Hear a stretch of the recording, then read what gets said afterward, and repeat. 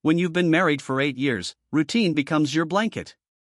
That comfortable, sometimes suffocating, thing you wrap yourself in while the days blur from one to the next.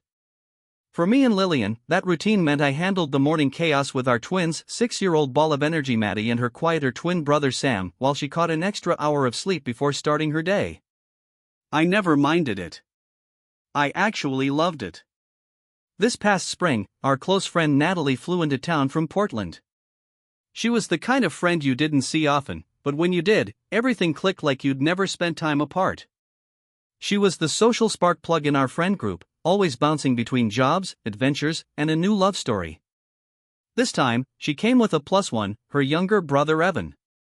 I'd only met Evan once before at Natalie's wedding, which ended as quickly as it began, but he was polite enough, tall, athletic, a little smug, if you asked me.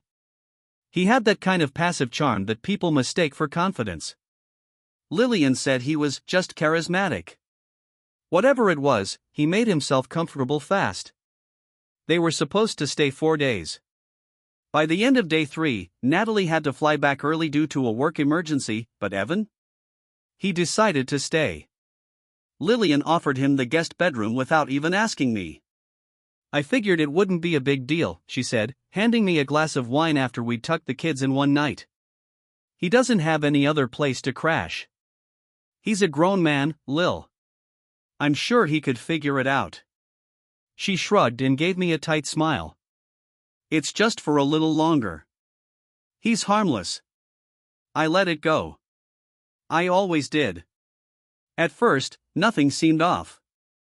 Evan was around when I got home from work, usually sitting on the patio with a beer, making conversation with Lillian. Sometimes they laughed about inside jokes I didn't get. It annoyed me, but I chalked it up to the usual brother-sister dynamic. But then the little things started stacking up. Once, I walked into the kitchen late at night to find them sharing leftover pasta in silence, sitting closer than I would have liked. She didn't flinch or scoot away when I entered, just said, "Couldn't sleep." Evan nodded in agreement, lips glossy from wine.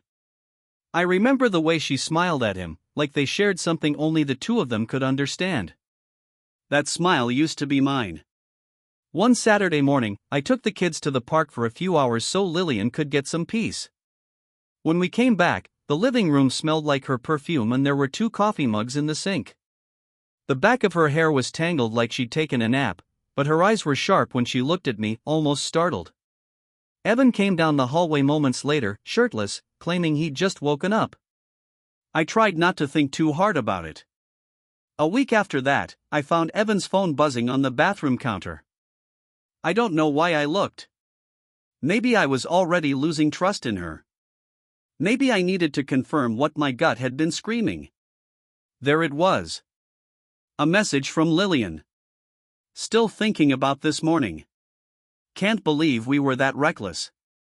I felt like my chest caved in. I didn't confront her right away. Instead, I swallowed it, tucked the kids into bed that night with a forced smile, and told them we'd make pancakes in the morning. I watched her kiss them goodnight and wondered if that same mouth whispered Evan's name hours before. Later that night, I stood in the hallway outside the guest bedroom door, heart racing, fist half clenched, listening for sounds I hoped I wouldn't hear. It was quiet. But the damage had already been done. I never imagined I'd become the kind of man who planned things like this. Calculated. Cold. But something shifts in you when trust dies, when your home becomes a theater of lies and the person you once shared everything with becomes a stranger playing pretend.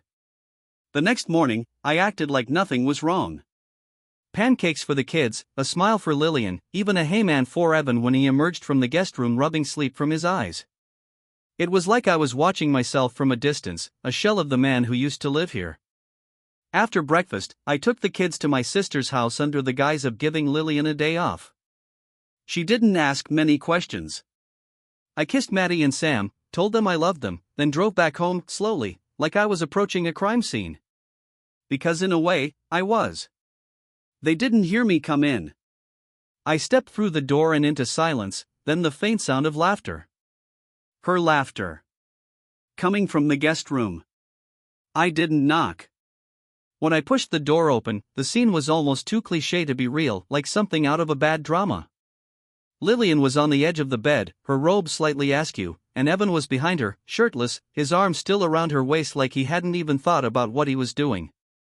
For a second, no one moved. Just breath. Shock. Silence. Then Lillian spoke first. "It's not Kevin, wait, please." I laughed. Actually laughed. Wait for what? More lies? Another "it didn't mean anything"? Evan stood, hands raised like I was pointing a weapon at him. "Kevin, listen." "Don't," I said, my voice dropping lower than I expected. "You don't speak to me. You don't belong here. You never did." I turned to Lillian.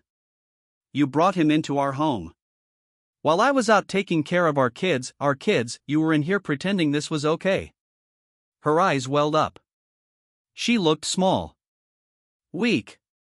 "I didn't plan for this to happen." "But it did," I said. "Because you let it. You opened the door." "I was lonely," she whispered. I stepped back. That was the nail in it. Not the affair. Not the betrayal. But the cowardice of justifying it with something so empty. I wanted her to admit it. To own it. But she gave me excuses instead of truth. "You have until tomorrow to leave," I said finally. "Both of you." "Kevin," she cried, stepping toward me, "can we at least talk? You can't just end it like this." "End it?" I said, shaking my head. "It ended the first time you let him in.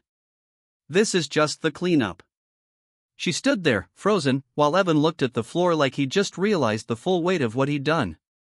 Maybe he thought it was just sex. Maybe he thought I'd rage, throw a punch, and storm out. But I wasn't giving him that satisfaction. I was giving them both what they really deserved, a look at what they destroyed. I turned and left, grabbing my jacket and walking out the front door. The sky was gray, and the air smelled like rain. I didn't cry. I didn't scream. I just walked down the sidewalk, past the houses with intact families, past the laughter spilling out of open windows, and into a version of myself I never thought I'd meet. I didn't know what came next. I just knew I couldn't go back to who I was.